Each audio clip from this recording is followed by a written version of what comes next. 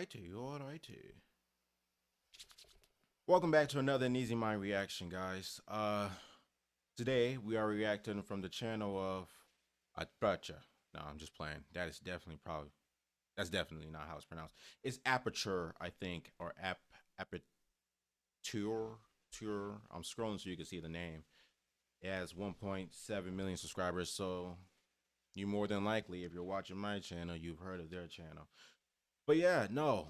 Thought experiments no one can solve. That is the title of the video we are watching today. I thought it would be a pretty good, a fun, creative video we can play around with. I take a liking to playing around with the mind, playing around with different concepts, and trying to figure out an answer to some of the most, or some of the thought of to be impossible questions which have come about in our times. But without further ado, nothing much more to say. Let's try to solve these experiments. What if I told you that you died last night in your sleep, and that your body and mind have been replaced by an exact replica of you, Mm, a clone who has all the same characteristics and memories that you had? Impossible, you'd probably reply. But likely. can you prove it didn't happen? How would you disprove it? It's not such an easy task, huh? This is a thought experiment. It uses a hypothetical and oftentimes somewhat ridiculous situation to help us get to the core of a deeper philosophical or scientific question. This one being, is there anything about you that's irreplaceable? If some kind of computerized robot clone were to replace your body, mind, and memories, would that new you be enough to fool your parents, siblings, best friend, or partner? I think that's an interesting idea because I was thinking about like the way he just asked. I was thinking about it like, is there anything that can like fool people who are closely related to me? But the person that's most close to the person that's closely related to you, the person that's closely related to me the most would be me.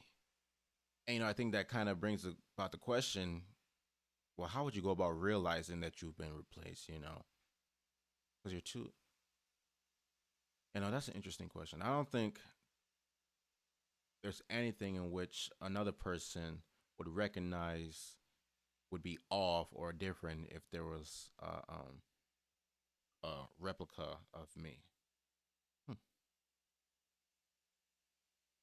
Because I might, yeah, no, because you could replicate my laugh, my facial structure, um, the way I walk. If you can replicate it exactly, then there's really nothing to be replaced. So it's like, yeah, I don't know if there's anything more to it. I guess let me take it back a little bit. Would that new you be enough to fool your parents, siblings, best friend, or partner? Or would there be a vital, unseen, internal piece of you missing? Something that can't be quantified physically? There is another thought experiment that has to do with clones, only this time, it's not just you that's cloned, but our entire planet. Imagine that there exists out there somewhere in space a planet that is identical to ours. We'll call this planet Twin Earth. Twin. On Twin Earth, there is an exact replica of everything we have here on our Earth, including every object, place, organism, animal, and even human beings. The only difference between these two Earths is that the way people refer to the chemical compound of water. Here, we know that the word water is H2O. But imagine that on Twin Earth, the word water is the chemical compound XYZ. Let's say there is a person on Earth. We'll call him Oscar. On that strange faraway planet, there is also Twin Oscar, who is acting in an identical manner at the same exact time. When the two Oscars simultaneously ask for a glass of water on their separate planets, they're both using the same word to ask for seemingly the same thing. Yet what they're really asking for underneath the word is something completely different. Hillary Putnam came up with this thought experiment to famously prove that meaning just ain't in the head. The fact that two people have the same idea in their heads and that idea means the same thing to each of them doesn't mean that they're referring to the same thing in their physical realities. Dude, what was it? I had a similar thoughts. I take like I always explain it in this way. Like I have a hate love relationship with words because I love. There's a video where Kendrick is having a conversation. I think I explained him on a previous video. I believe his name to be Zane Lowe or something of that nature. But he was just explaining his liking for words and turning them into couplets, and he was just explaining them or describing words in different ways. But I share that same love, where I try to use any word or any phrase or idiom or figurative language around me that I know of to kind of explain or express the experience in which I undergo. But there's that hate part of it where no matter how much, like, no matter which words you use to try to explain what is going on, or what is, it will never correlate exactly to what is. There's similarities. Like, for instance, if I said, like, for similes, just to say something is like something else, it gives you like a thought in your head, a reference, or something to get you in a ballpark. But to say maybe this table is white as snow, it gives you the idea that the color of white pops into your head. But this table will never be snow. So it's just that separation, that distinction that will always be there between the word and what the word is referencing. And I think that's where my uh, hate, I don't know, it's not really hate, but that's where my disliking for words come into play. Because so often I want to get right down to the point, to the nitty gritty. And it's hard because, like I said, my love for words, I use them all the time and constantly playing with them and trying to portray what is or what it is I'm experiencing. And I feel like forever, until I till my demise, to my passing, I'll forever have that constant battle between me and words. And it's beautiful, but it's also tragic, to say the least. But anyways, let's get back to the video. The same thing to each of them doesn't mean that they're referring to the same thing in their physical realities. Meaning comes from our external worlds as much as it does our internal ones. It's a lot like Schrodinger's cat, which you might have heard of. Mm. In a discussion with Albert Einstein, Nobel Prize winning physicist Erwin Schrödinger famously shared this. A cat, a flask of poison, and a radioactive source are placed in a sealed box. If an internal monitor detects radioactivity, the flask is shattered, releasing the poison which kills the cat. But because the radioactive source decays at random, the cat must be thought of as simultaneously both alive and dead. This thought experiment was created as a way to help us understand quantum mechanics and represent the way that two quantum particles interact with each other. Just like the cat can be thought of as both alive and dead before the box is opened, a quantum particle can be in two different places at once and act in completely opposite ways in each place. This is what Albert Einstein called quantum entanglement, or action at a distance. Although we've known about quantum entanglement for nearly 100 years, to date no one can explain how or why this spooky action at a distance happens. This mysteriousness opens the gates for several theories, one of the most fantastical being the many worlds theory, a theory that some people use Schrodinger's cat to support. When you're standing above the closed box, unsure if the cat is dead or alive, many world theorists say that, at that moment, you were actually a part of two different worlds that your situation was temporarily entangled between, and in the moment that you open the box to reveal that the cat is in fact alive, you became disentangled from the world in which the cat is dead. But that doesn't mean that the world never existed. I think this idea kind of coincides or relates to Carl Jung's theory of the shadow, or at least in my mind does, the way I'm picturing it, because it's that idea that each human being comes from the same consciousness, and if we all come from the same consciousness, then that means we all have. I wrote a quote. We all have the ability to think the same thoughts as the next man in line, to act the same way as the next man in line, or to feel the same way as the next man in line. And so, like, it was a Jordan Peterson video I reacted to a while ago. I can't remember the title of it, but it was basically talking about, or what I was referring to when I was reacting to the videos, comparing yourself to some of the most heinous evil men in history, and then you ask yourself whether you could see yourself, enacting those same atrocities and behaving in such way.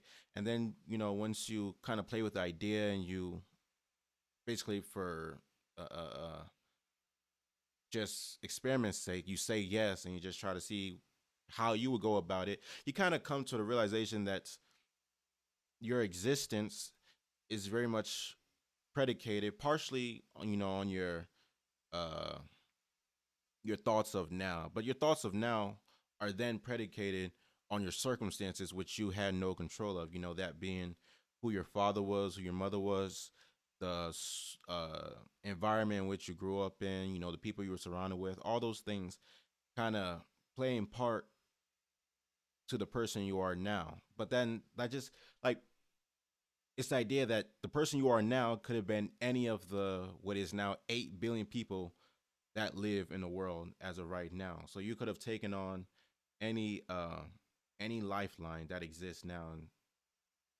I hope I'm explaining that correctly. I feel like I kind of got lost, but I think I stayed on track for the most part. But the whole idea is just that even though we are living in now, it's the understanding that now could be what was then. It could be what will be later. It could be what that man is doing. It could be what that woman is doing. It could have been anything at any given point. But it's just the idea we kind of fall asleep in a sense, and we become resonated with what we know now and what we believe to be now. But really, now all that now is, you know, it's redundant and it's hard to explain because all of these words are very vague and you know philosophy gets people say philosophy just confuses people, but it's interesting. Hopefully I'm explaining myself clearly, but if not, join you in the comments, leave a comment. Queen. And in the moment that you open the box to reveal that the cat is in fact alive, you became disentangled from the world in which the cat is dead. But that doesn't mean that the world never existed. It simply becomes separated from you and continues to exist elsewhere. Right. Where that place is, no one knows. Pretty trippy, right? But it gets even weirder when you think about it in the context of your own life. If you've ever had a near-death experience, the many worlds theory suggests that you died in another world and only remained alive in this one. Think about all the moments where you were overcome with anxiety that a friend or loved one could be in danger. Maybe they're not answering their phone or they failed to show up at the place they said they would. Your mind instantly splits in two in those moments. One part completely convinced that they're being held captive by a murderer, and the other half soothing yourself with the probability that they just overslept or that their phone died. Oh. Hey Google, take a selfie.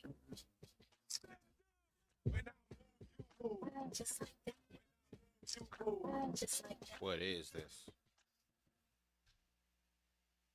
Question. Would you build a website for a major brand with more than 200 million users using? According to this theory, even when your loved one does turn out to be completely fine, the other world where they were hurt or in danger wasn't just an anxiety-induced illusion, but evidence of you being entangled with a real other world where the unthinkable has in fact happened to them. Okay, let's take a breather. But if that's the case, then at every moment we're entangled with the other world. So how does that explain for moments in which we're rejoicing or feeling ecstatic? Whenever we're happy, is that entanglement with another world in which we're happy as? I don't know. It was confusing. Maybe they'll explain it. They said take a breather. So The world take a breather. where the unthinkable has in fact happened to them. Okay, let's take a breather. I would like to take a moment to thank our sponsor for today, Not that Every kind of Plate, breather, man. America's Best Value Meal Kit. Making these videos can be so demanding that this is why I love Every Plate. Meals are 58%. You get to choose between you're like me and you don't every week. More space in your schedule.com and entering code aperture149. How about a stroll on some abandoned railroad tracks? As we get to the intersection, my mind can't help but think about the trolley problem. I remember this. Imagine that a train without functioning brakes is barreling down these tracks as we're on them. Left on its path, it's on course to crash into and kill 5 people.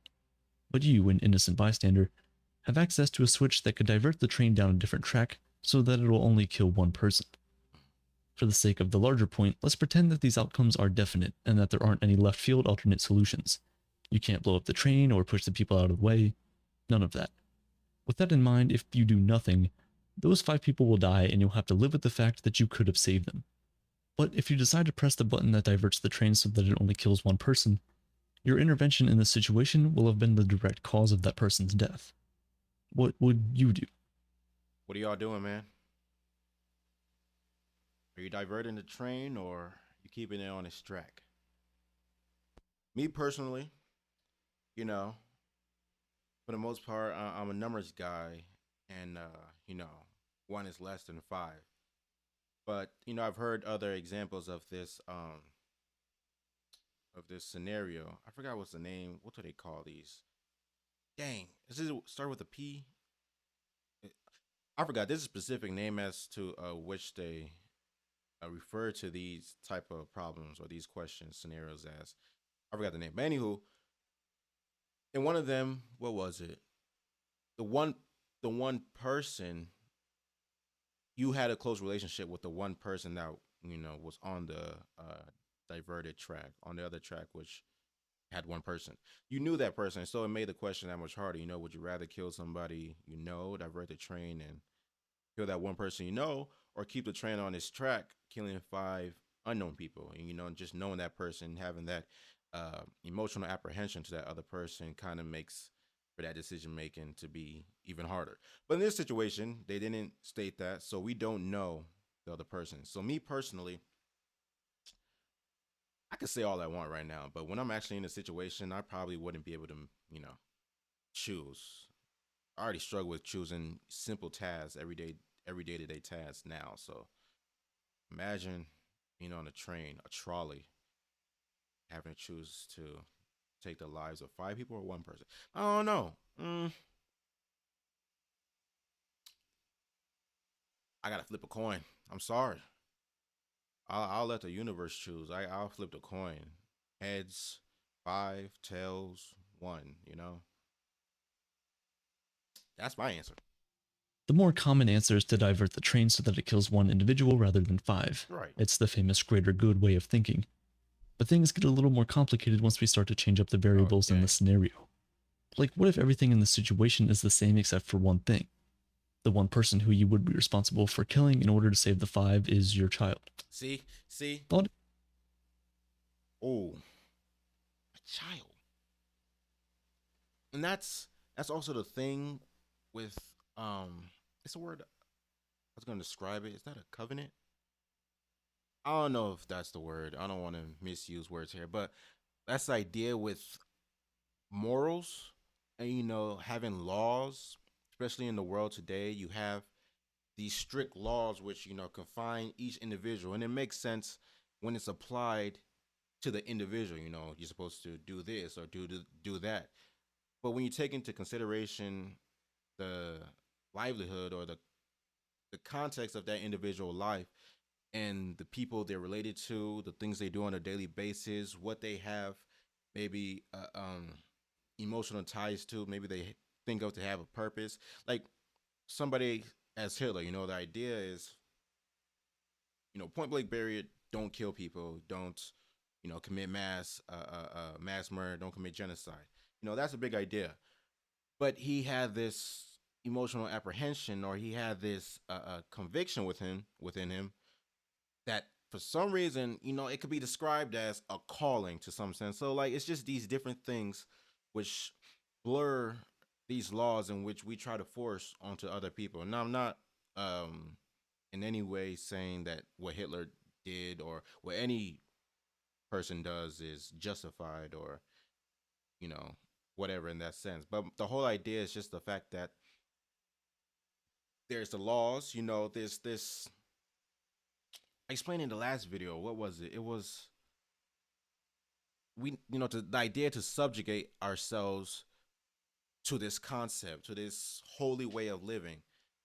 But then underneath that holy way living, there's like an intricate system of relationships and emotions and thoughts, and it kind of blurs, it kind of just disturbs that line of sight we have to that conception which we're all supposed to subjugate ourselves to. So it gets very difficult. Like I was saying, this situation, having that child on the other hand, idealistically, it makes sense to take, like you said, for the greater good, one person's life in comparison to, as opposed to five people. but then that one person is your child, and you have that connection, you have that emotional apprehension, and you're like, okay, well, because I care, because this person has meaning, that there's more emotional value. There's more, it weighs more in terms of emotional weight, in terms of impact, afterwards, what it could possibly do to you.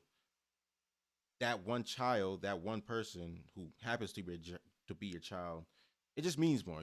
So it's intricate, but it's lovely for me at least to sit there and think about and play around with. And I think that's one of the main purposes of this platform, to engage in conversation like these with other people alike who like to do the same thing and think about things like this.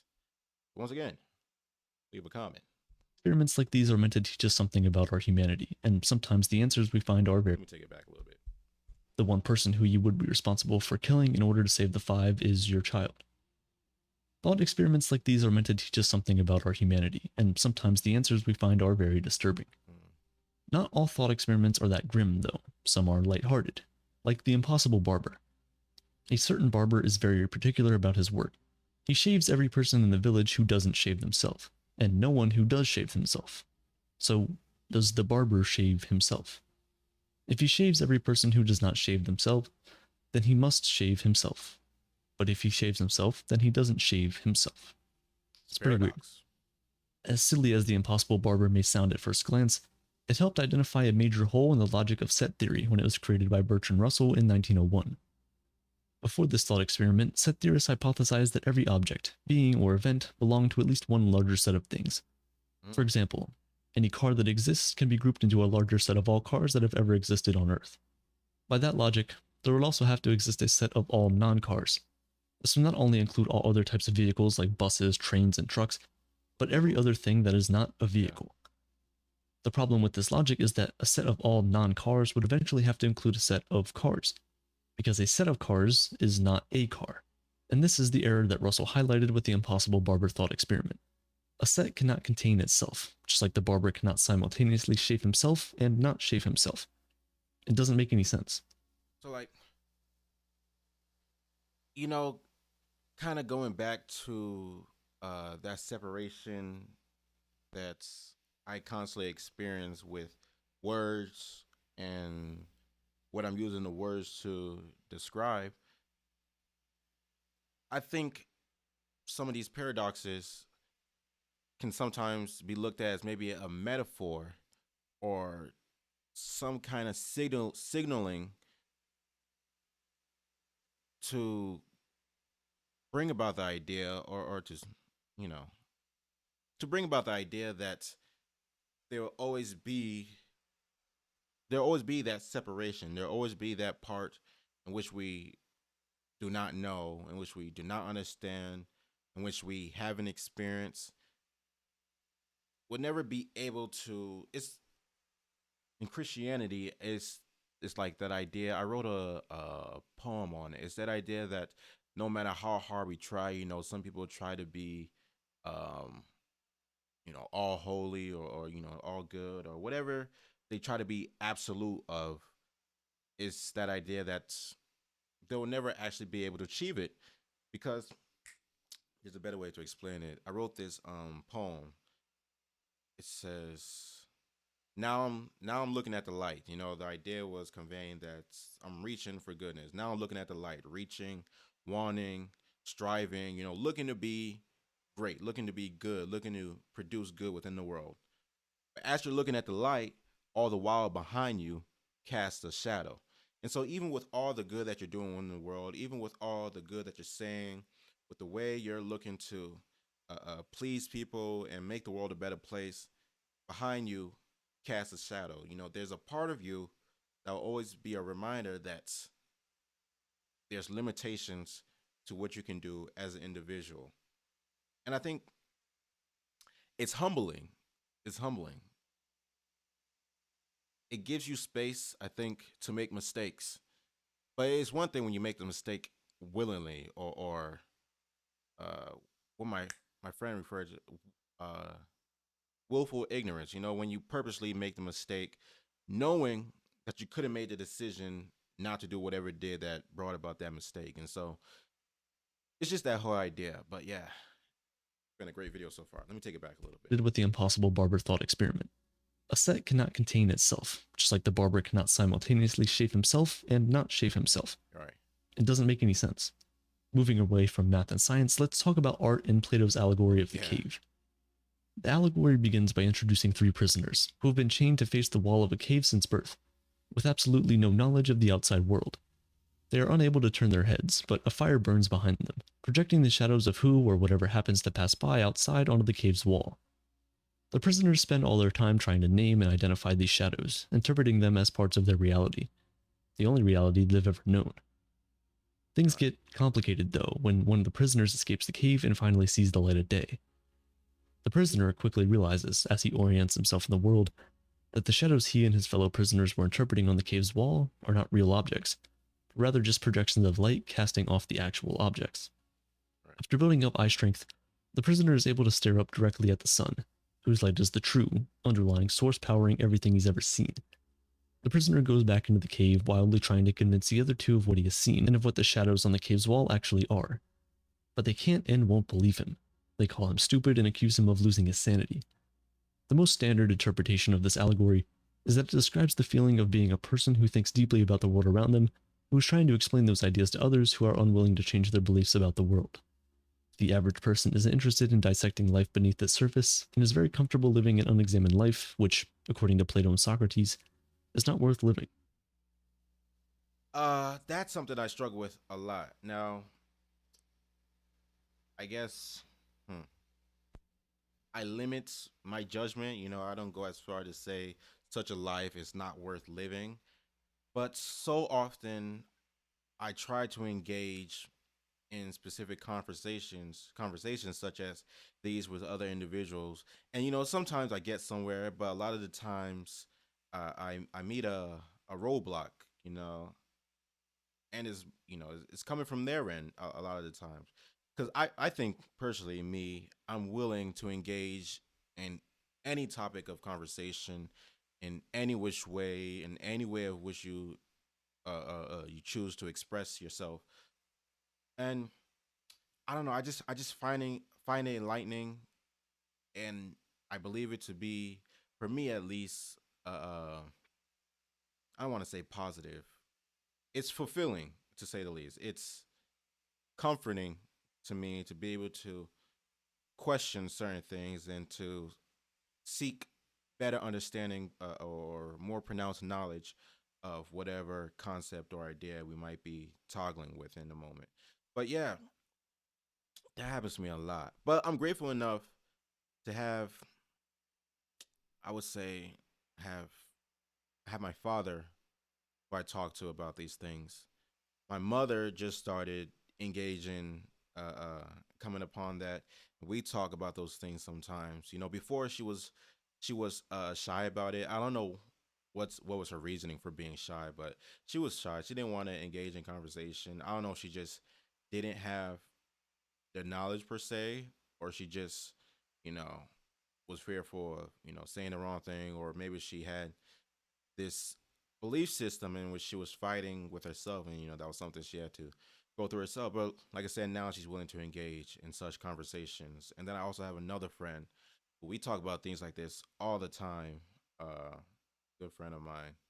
But yeah, I want to talk more about these things with other people. I find it really interesting feeling. But let me take it back a little bit. Beneath its surface and is very comfortable living an unexamined life, which, according to Plato and Socrates, is not worth living.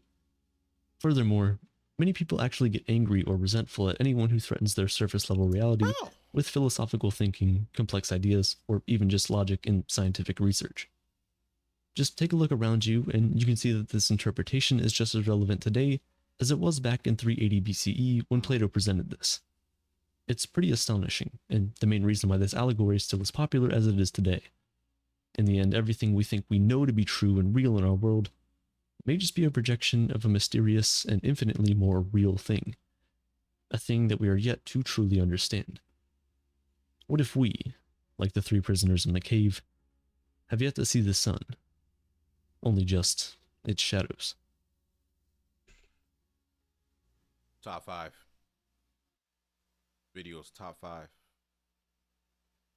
Yeah. I feel like that was a good recording, and you know, I'm getting better at this. I feel I don't want to say anything more to ruin what has been a good recording up to now. But yeah, no, that was a great video, phenomenal video. Like I said, top 5. There's not really much more to say. Make sure to leave a like. Make sure to hit that subscribe button. Make sure to turn on post notifications. But if you're not going to do any of that, at the very least, please do leave a comment. I would like to have a conversation with you. Good day.